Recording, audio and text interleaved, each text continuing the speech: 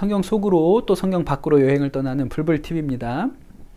네, 이제 신구약 중간사 두 번째 시간이 되겠습니다. 우리가 지난 시간에 셀류코스 왕조의 안티오쿠스 4세라는 왕이 유대인들을 아주 잔인하게 핍박하고 유대인들이 지키는 풍습을 지키지 못하게 했다. 그래서 제사장이었던 마따디아라는 사람이 도저히 이렇게는 못 살겠다 생각해서 반란을 일으켰고, 그 마따디아의 반란을 이어받은 아들 유다 마카베오가 승승장구했다고 말씀을 드렸어요. 그래서 결국 셀류코스를 몰아내고 유대인의 왕조를 세우죠. 아주 오랜 시간 만에 유대인이 스스로 왕이 되는 일이 생긴 거예요. 그 왕조를 하스몬 왕조라고 합니다. 하스몬 왕조는 뭐 표에서 보시는 것처럼 마따디아로부터 시작해서 마카베오 쭉쭉쭉 왕들이 등장하는데, 이제 말년에 가서는 왕자였던 히르칸과 아리스토불이 왕위를 놓고 싸우게 돼요. 그런데 뭐 누가 좋고 누가 나쁜 건 잘 모르겠고, 히르칸이 운이 좋았습니다. 히르칸 편에 선 사람들 중에 대단한 사람들이 있었거든요. 첫 번째는 안티파터라는 사람이고, 또 한 사람은 폼페이우스예요. 폼페이우스는 로마 장군이었죠. 이제 당시 고대 근동의 패권을 로마가 차지하고 있었는데, 이 로마 장군이었던 폼페이우스가 히르칸 편에 섰기 때문에 사실 게임은 끝난 겁니다. 아리스토불이 이 히르칸을 이길 수가 없다고 생각하고 예루살렘으로 피했는데, 폼페이우스가 군대를 끌고 예루살렘으로 가가지고 예루살렘을 함락시키죠.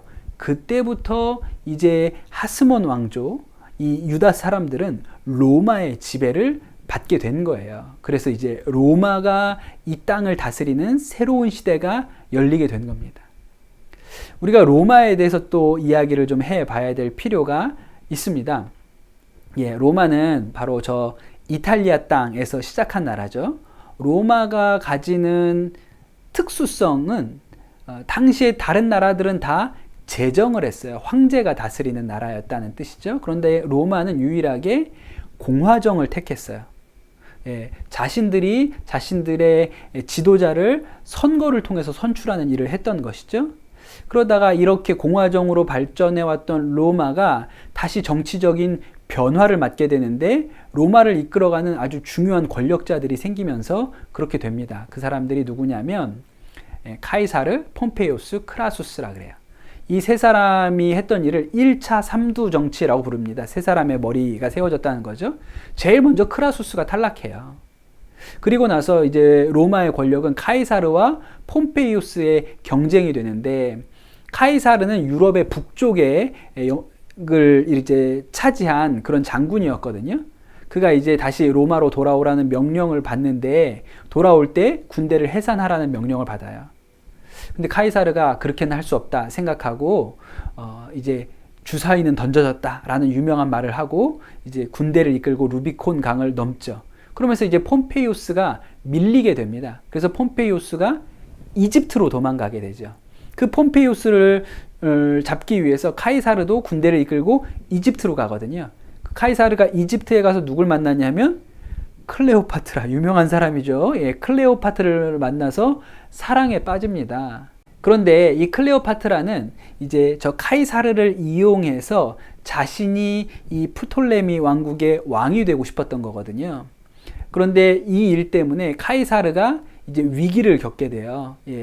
클레오파트라의 오빠가 이제 사실은 사람들을 보내서, 군대를 보내서 카이사르를 위협하는 지경이 되는데, 그때 이 카이사르를 도와준 사람이 누구냐면 안티파터라는 사람이에요. 아까 히르칸 편에 서가지고 히르칸을 밀어줬던 사람이에요. 이 사람은 원래는 에돔, 이제 유다에서는 저쪽 변방의 이방이죠. 에돔이라는 곳, 에서의 후손들인데 에돔 사람인데, 이렇게 권력자, 당대 최고의 권력이었던 카이사르를 도와주면서 이 안티파터 가문이 유대 땅에서 지위가 이렇게 높아지게 됩니다.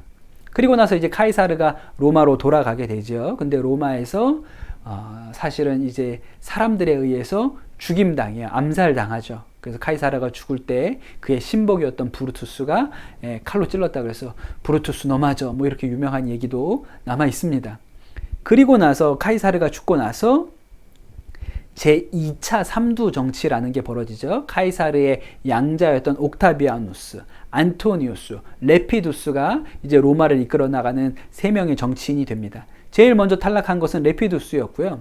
이제 옥타비아누스와 안토니우스의 대결이 되었는데, 이 옥타비아누스와 안토니우스가 이끄는 군대가 서로 전쟁을 하게 되죠.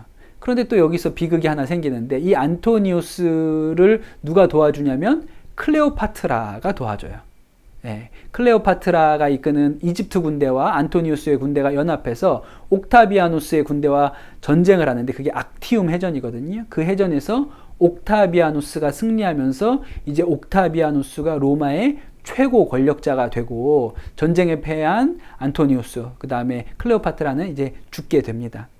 바로 이 옥타비아누스가 누구냐면 성경에 나오는 첫 번째 로마 황제예요. 말씀 읽어보도록 할게요. 네, 누가복음 2장 1절에 보면, 그때 아우구스투스 황제가 칙령을 내려 온 세계가 호적 등록을 하게 되었는데, 그래서 요셉과 마리아가 호적 등록을 하려고 베들레헴에 내려가서 예수님을 낳게 되는 거잖아요. 그 명령을 내린 아우구스투스 황제가 바로 아까 말씀드린 옥타비아누스가 됩니다. 바로 이 옥타비아누스가 성경에 나오는 아우구스투스 첫 번째 로마 황제가 되고요. 이 옥타비아누스가 로마 황제가 되었을 때 아주 정치적인 술수를 써서 이 유대 땅을 다스리는 그 힘을 얻은 분봉왕의 자리를 얻은 사람이 안티파터의 아들인 대헤롯이라는 사람이에요. 안티파터도 카이사르를 도와줘서 이렇게 지위가 올라갔고, 사실 헤롯은 안토니우스 편에 서 있었던 사람이지만 금방 안토니우스가 패하고 나서는 돌아서죠. 그래서 옥타비아누스의 신임을 받아서 이 유대 땅을 다스리는 분봉왕이 됐어요. 헤롯은 원래는 에돔 사람, 이방인이라 그랬잖아요. 그러니까 유대인을 다스릴 자격은 없는 사람이죠. 로마의 힘을 얻고 유대인들을 다스리는 사람이었기 때문에 유대인들이 저 헤롯을 좋아하지 않았어요. 헤롯 가문 얘기를 좀 더 해보도록 할게요. 마태복음 2장 1절에 보면 헤롯 왕 때 예수께서 유대 베들레헴에서 나셨다 그랬죠. 그런데 동방으로부터 박사들이 예루살렘에 와서, 그런 말씀이 있어요. 바로 이 헤롯 왕, 이 헤롯 왕이 무슨 일을 했냐면 베들레헴에 태어난 모든 아기들을 다 죽여라 라고 명령을 내렸던 그 사람이 아까 말씀드렸던 바로 그 헤롯 왕이에요. 왜냐하면 자기가 에돔 사람이고 유대인이 아니었기 때문에 유대인의 왕이 났다 그러니까 겁이 났던 거예요. 그래서 아기들을 다 죽이라고 명령을 했던 것이죠. 그만큼 자신의 왕위를 잃어버릴까 두려움이 많았던 사람이 헤롯이고, 그래서 아들도 죽이고 부인도 죽이고 아주 극악한 일들을 많이 했던 사람이 바로 이 헤롯 왕이 되겠습니다. 이것이 바로 헤롯 가문의 가계도인데요. 첫 번째 이제 안티파터부터 시작을 해서 안티파터의 아들인 헤롯이 유대인의 왕이 됩니다. 그리고 나서 자기의 왕위를 유지하기 위해서 많은 여자들하고 결혼을 했어요. 그 중에 마리암네는 이제 하스모니아의 공주죠. 이 유대인들의 지지를 받기 위해서 이제 유대인들의 공주와도 결혼을 했습니다. 중요한 인물들은 누구냐면, 그 뒤에 이 헤롯 대왕이 죽고 난 뒤에 왕위를 물려받은 사람은 세 아들이었어요. 아켈라오, 안디바, 빌립이요. 그래서 헤롯 왕이 다스렸던 땅을 이 세 아들에게 나누어 주게 됩니다. 말씀 읽어볼게요. 마태복음 2장 22절, 그러나 요셉은 아켈라오가 그 아버지 헤롯을 이어서 유대 지방의 왕이 되었다는 말을 듣고 그곳으로 가기를 두려워하였다. 그는 꿈의 지시를 받고 갈릴리 지방으로 물러가서 그랬어요. 요셉이 그 베들레헴에서의 아기들의 학살을 피해서 이집트로 내려가죠. 거기서 마리아와 아기 예수님과 이집트에서 살다가 이제 헤롯이 죽었다는 얘기를 듣고 다시 돌아오는 거예요. 그런데 헤롯 대신에 이제 유대 땅을 다스린 사람이 헤롯의 아들이었던 아켈라오였는데, 이 아켈라오도 완전히 폭군이었거든요. 그래서 베들레헴에 가서는 못 살겠다. 그래서 유다 땅이 아니라 갈릴리 지방으로 가서 살았다라는 뜻입니다. 말씀 한 절 더 볼게요. 누가복음 3장 1절이요. 디베rio 황제가 왕위에 오른 지 15째 해에 본디오 빌라도가 총독으로 유대를 통치하고 헤롯이 분봉왕으로 갈릴리를 다스리고 그의 동생 빌립이 분봉왕으로 이두레와 드라고니 지방을 다스리고 루사니아가 분봉왕으로 아빌레네를 다스리고 그랬어요. 이 말씀을 좀 설명해 보도록 할게요. 이게 유다 땅입니다. 이게 지역이 나눠져 있었어요.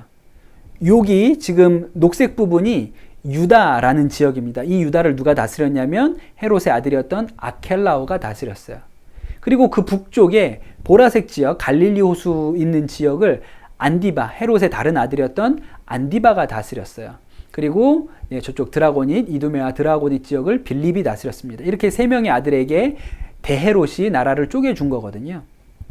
그런데 이 아켈라오가 굉장히 폭군이라 그랬잖아요. 그래서 도저히 유대 사람들이 저 아켈라오 밑에서는 살 수가 없다고 로마 황제한테 상소를 보내서 아켈라오가 쫓겨납니다. 그리고 아켈라오를 쫓아내고서 이 유대의 통치자로 왔던 사람이 빌라도예요. 안디바나 빌립 같은 사람은 분봉왕이죠. 그 로마가 이 세상을 다스리는 방식은 분봉왕, 그 나라의 왕을 세워서, 그 나라 사람 왕을 세워서 다스리는 방식이 있고, 하나는 자기 나라에서 총독, 관리를 보내서 다스리는 방식이 있는데, 유대 땅은 너무 다스리기가 어렵다. 아켈라오가 엉망이었다. 그래서 빌라도를 총독으로 보냈던 거예요. 그리고 이제 예수님이 공생애를 마치시고 예루살렘에서 죽임당하실 때, 그래서 저 빌라도 앞에 가서 신문을 받으신 거죠. 사실 빌라도는 예루살렘에 있지 않고 가이사랴라는 해안 도시에 있었어요. 그런데 이제 왜 그때 예루살렘에 있었냐면 6월절이라 유대인들이 소동이 일어날 수 있어서 군대를 이끌고 예루살렘에 와 있다가 예수님을 재판하게 된 것이죠. 그리고 그때가 6월절이었기 때문에 갈릴리를 다스렸던 안디바도 예루살렘에 와 있었습니다. 그래서 예수님이 그 재판 받으실 때 예수님이 만났던 헤롯이라는 사람은 바로 저 갈릴리를 다스렸던 안디바예요. 예수님이 나사렛 출신 갈릴리 사람이었기 때문에 안디바에게 보내서 안디바에게 죄를 찾으라고 이야기를 했던 것이죠. 다시 표로 돌아올게요. 이제 아켈라오는 날아갔고, 그 다음에 알아야 될 사람이 누구냐면 헤로디아예요. 헤로디아랑 안디바가 만나서 결혼을 했습니다. 이 결혼을 극구 반대했던 사람이 누구냐면 세례 요한이에요. 원래 헤로디아는 빌립의 아내였거든요. 그런데 안디바가 저 헤로디아가 좋아가지고 빌립과의 관계를 끝내고 자신에게 오게 한 거예요. 그래서 결혼을 해요. 이 일에 대해서 세례 요한이 반대했어요. 그것 때문에 이제 요한이 감옥에 갇히게 되죠.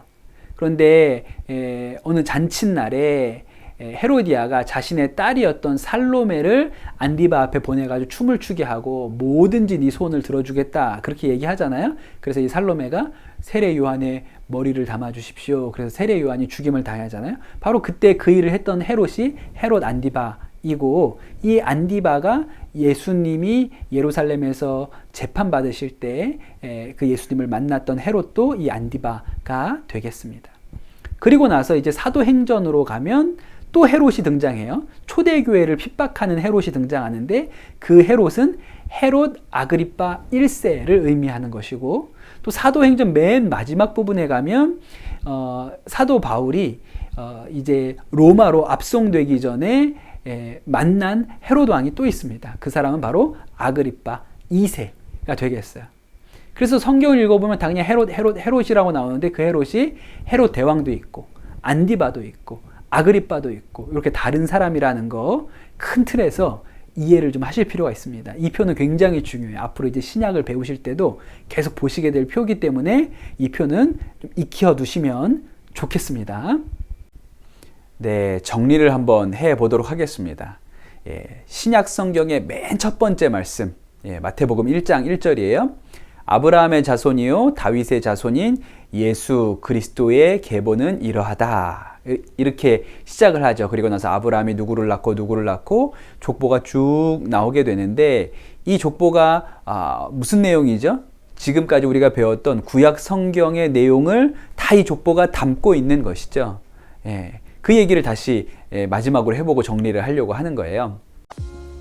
하나님께서 태초에 천지를 창조하셨어요. 그리고 이제 민족을 세우시죠. 아브라함이라는 사람을 세우셔서 하나님의 백성들을 만들어 가세요. 그리고 마지막에 야곱, 요셉 때에 가면 그들이 이제 이집트에 내려가서 430년 동안 종살이를 해요. 종살이 하던 히브리인들을 모세가 나타나서 그들을 이 애굽으로부터 인도해내죠. 그래서 그들이 하나님이 약속한 가나안 땅으로 가게 되고 그 가나안 땅을 정복하고 정착해서 살기 시작합니다. 그때 하나님께서 사사라는 이 백성들의 지도자를 세워서 이 백성을 이끌어 가려고 하시지만 사사 시대가 완전히 실패로 끝나게 되죠. 하나님도 잘 알지 못하는 그러한 시대가 돼버리고 맙니다. 그래서 하나님이 이제 왕을 세워야겠다. 그래서 왕정 시대가 열리는 거예요. 사울, 다윗, 솔로몬 이렇게 통일 왕국 시대가 갔고 나라가 두 개로 분열돼서 북이스라엘은 아수르에게 멸망당했고 남유다는 바벨론에게 멸망당하게 됩니다.